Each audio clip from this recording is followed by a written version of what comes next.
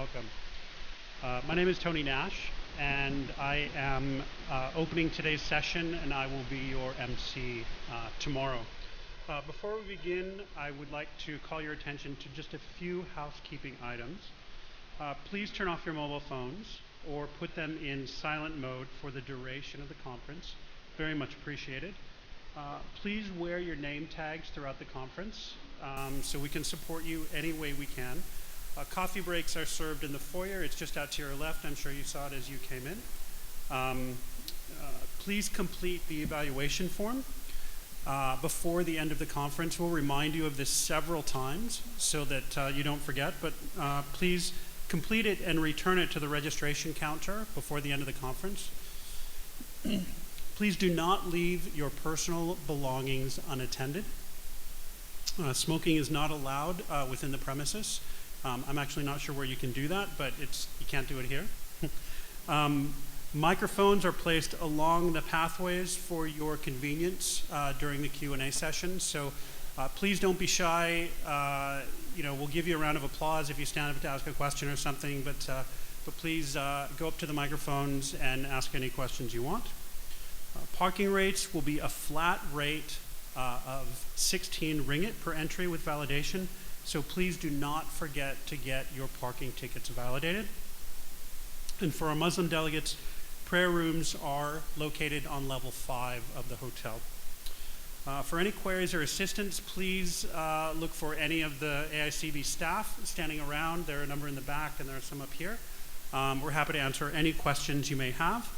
And finally, ladies and gentlemen, we seek your cooperation again to switch off your mobile phones and put them in silent mode during the proceedings today and tomorrow. So, the Asian Institute of Chartered Bankers, the AICB, is the professional body for the banking and financial services industry. Previously known as the Institute of Bankers Malaysia, AICB continues its founding tradition of upholding and ensuring high professional standards. Its development and delivery of education and learning for both institutional and individual members. AICB remains as the center of excellence through the delivery of professional services and innovations in the financial services industry. To this end, the mission of AICB is to ensure its service propositions are aligned to industry needs, attuned to cultural changes, as well as the evolving landscape of the financial sector. For the conference, the theme of this conference is the new banking paradigm, disruptions, risk, and opportunities. This is the flagship conference of the Institute. We have 21 speakers from around the world, and we have delegates from 15 countries. So I think the AICB has done a fantastic job getting this event together with really outstanding attendees and delegates. So one other thing I want to say is when I was originally told about this event about 3 months ago, I was told that we'd have maybe 70 or 80 people today and we'd have maybe 150 tomorrow. This event is 3 times oversubscribed, so I think the AICB has done an amazing job at getting this together and getting really relevant content to the banking sector. So let's just give them a quick round of applause. Well done.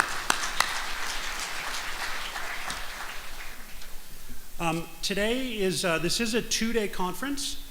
Today is a half-day workshop on stress testing, and tomorrow is a full-day conference with 1 special address, a luncheon talk, a keynote speaker, and 3 plenary sessions.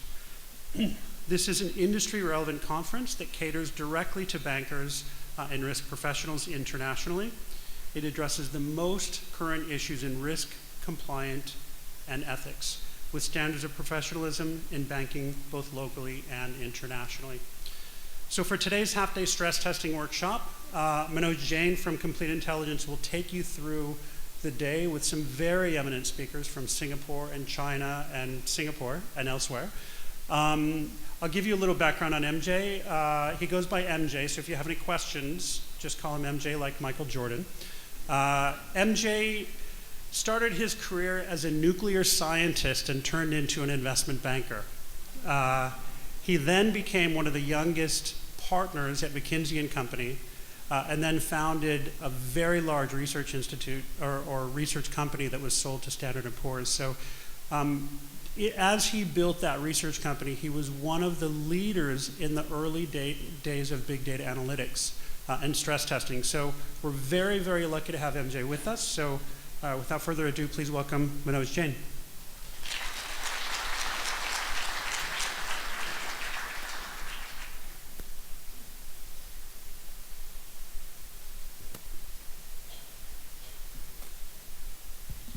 Good afternoon, ladies and gentlemen.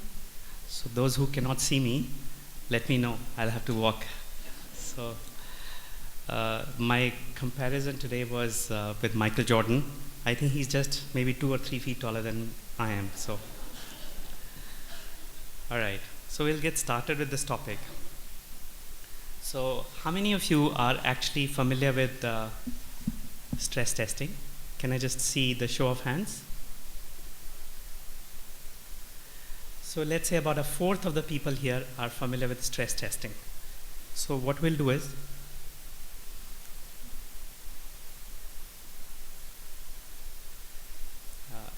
this is the way we'd like to run our conference or this workshop. So as Tony mentioned, initially this was supposed to be a small workshop with maximum 50 people.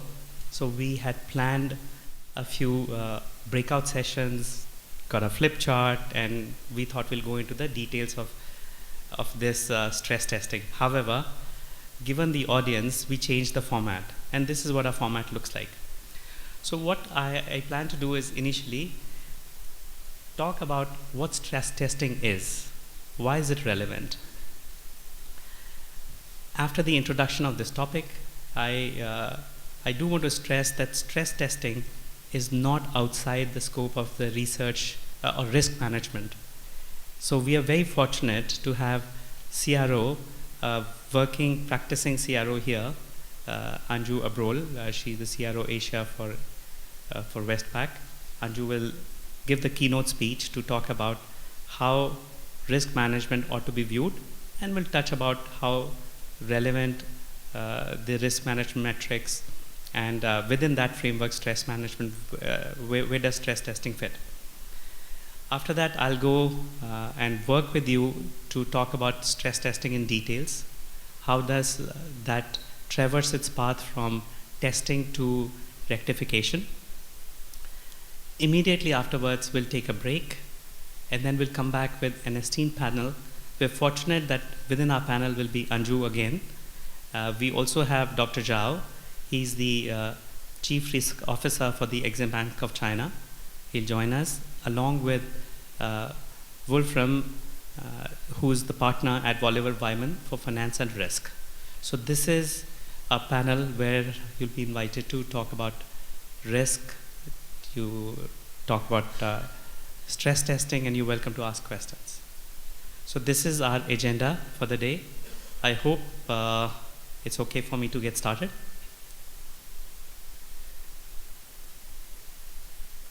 So let's talk about stress test. As you know, stress testing is not new. The name itself talks about stress, but it's supposed to simulate a stress environment within a managed scenario so that the situation can be managed. So those who have purchased life insurance, they know you have to go through a medical stress test to talk about the cardiac system, if it's working or not. So stress testing has been practiced for a long time. Then also it's done in engineering. It's to talk about building prototypes, building pilots, doing all these mathematical calculations to withstand the pressures a building, a bridge, and other surrounding systems can take. More so, for those who are familiar with psychology, within psychiatry, this stress test is used. There's a very interesting therapy called as cognitive drill therapy, and stress test is used tremendously within that to share how a stress situation can remove certain anxieties that a person may have. So it's a very important test that that is done to rectify situations. So I'll go into the situation. Okay. So what stress test is, it's a preemptive supervisory tool. It's created to understand how in adverse scenarios there could be issues that the banks and financial institutions have to go through, and then what is required for them to buffer up adequate capital to go through the adverse scenario. So if unmanaged, a single institution can cause stress within the entire system, and hence the stress test is supposed to test individual institutions as well as system-wide institutions as well. And we'll go through some of those tests, what they are and how they can be managed.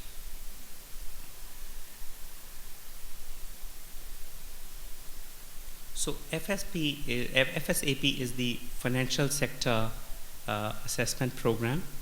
This is a program which is to create stability in the financial sector.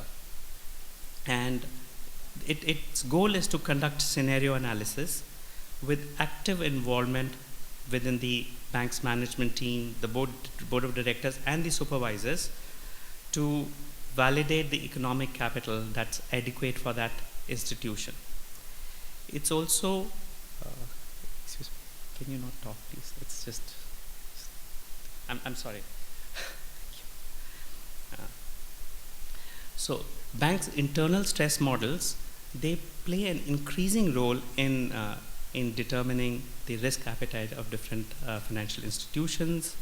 Also, the focus is also on supervisory processes to use the macro-prudential analysis and determine if there's a contagion risk in the system. Finally, the stress test, the FSAP within that is to determine if they required any policy changes. Through quantification process, vulnerability is determined. After determining the vulnerability, then it's determined how that vulnerability can be rectified.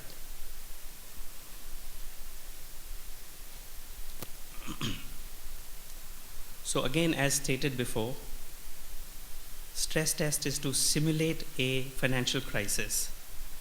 So what is the behavior of financial institutions or behavior of its customers, its clients during the financial crisis? The observations are: the bank's risk are run off, the liquidity pools that are available for financial institutions that get depleted. They're not available for the financial institutions to go and check. There could be contractual outflows of capital. If a certain crisis might cause the financial institution to incur certain outflows that were not planned because of the ratings change that the financial institutions may incur. Also, there could be some buyback obligations that the financial institutions are forced to. There could be counterparty losses. So these are some of the observations during the financial crisis. What is that? What that observation leads to? It needs to raise capital. It needs to provide the liquidity in the system, and it also needs a strong resolution that the financial institutions take. Finally, what does that equity do? What does this extra capital provide? First of all, it provides the ability to absorb any losses that are in the system. It also constrains the budget. By constraining of the budget, I mean that there are certain extremely important projects that get done and others are not. So the management is further constrained to take those important projects only. Finally, if a financial institution is its ability to raise capital during financial crisis or not determines how viable that financial institution is. Does it exude any confidence in its investors during the crisis time? So this is a very important test. it starts to manifest itself. And the point of stress test is to not go there. Plan, create a scenario, artificially simulate a scenario which leads to this crisis, so that the financial institutions can prepare in advance, prepare for raising capital that will lead to resolution of the situation. Very important test. So again, what led to the why stress test? So all of us are familiar with certain crises that have taken place in last 20-25 years. We've had either direct or indirect exposure to those crises. And the most significant was the global financial crisis in 2008-2009. There was a severe liquidity crunch. Lehman Brothers failed. Bear Stearns was bought at nominal price. It led to a real panic in the system. That the arbitrary investments and that environment was led to a contagion. And if undermanaged, it would have led to the entire world going in financial crisis. And hence, a plan that was coined by Basel II in much earlier, I believe 2005 or 2006, started taking shape, and stress test has become much more important. Supervisors take a look at this, central bankers take a look at this, the banks boards take a look at this. So this is the pulse that's important for the banks to prepare themselves. Then if you were to look at various entities that are very keen and looking at this, this is not a comprehensive list, but around the world, the US Federal Reserve Bank, the International Monetary Fund, the World Bank, the FSA, the APRA, everyone plays a role, either as a regulator, supervisor, or central banker, or in the board, to make sure that the stress testing is done appropriately and brings about the desired result of absorbing losses in a crisis situation.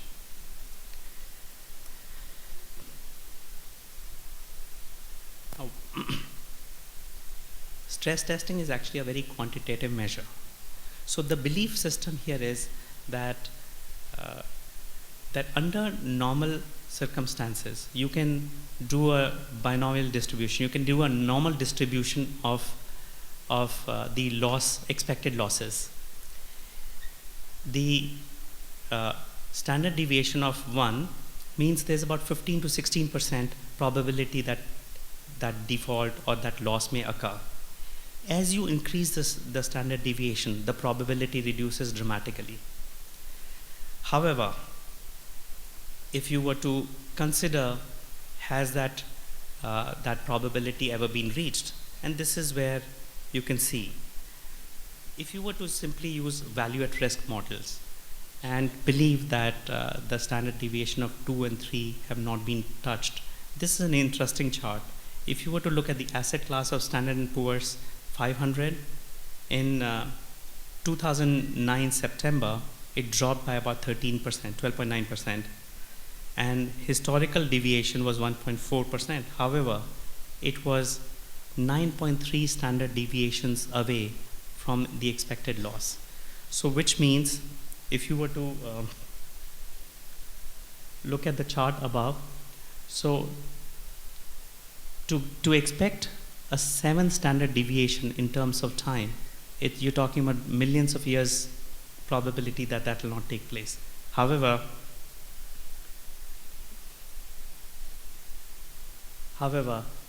such events do take place, and we have several samples. We can regress the data to determine whether statistically the probability of that default may not happen.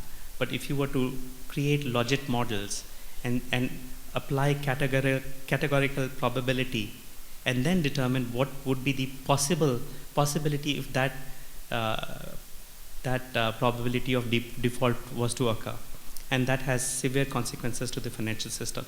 So the value at risk model, it's important, but it's only an input into the stress testing module. and it is not adequate in itself.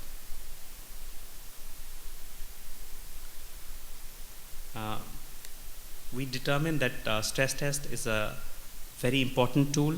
There are other tools that are present. For example, there could be the non-performing loans assessment. There could be other aggregate factors to determine the loss possibilities. However, the comprehensive nature, the probabilistic determination of stress test provides us as an opportunity to do something about it and create buffers to deal with that crisis. We believe there are other analytical modules that can complement stress tests. There are macro-prudential analyses. There's qualitative information. The banks, the frontline managers can be quizzed on a regular basis to understand what the risks are being assumed. The legal framework, the qualitative analysis, and corporate governance can ensure that that stress test is understood pretty well, and also the situation can be solved.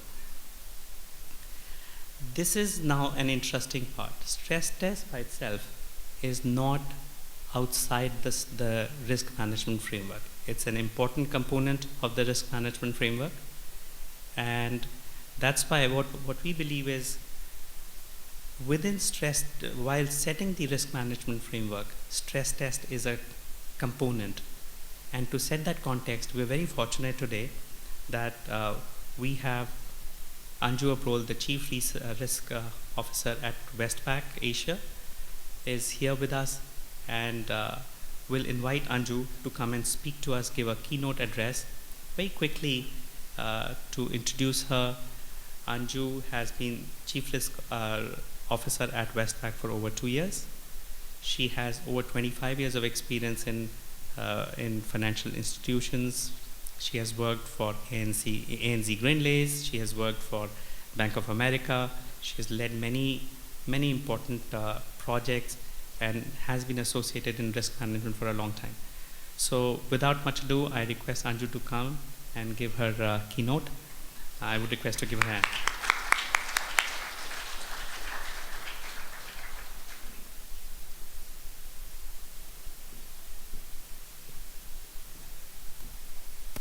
Thank you, MJ.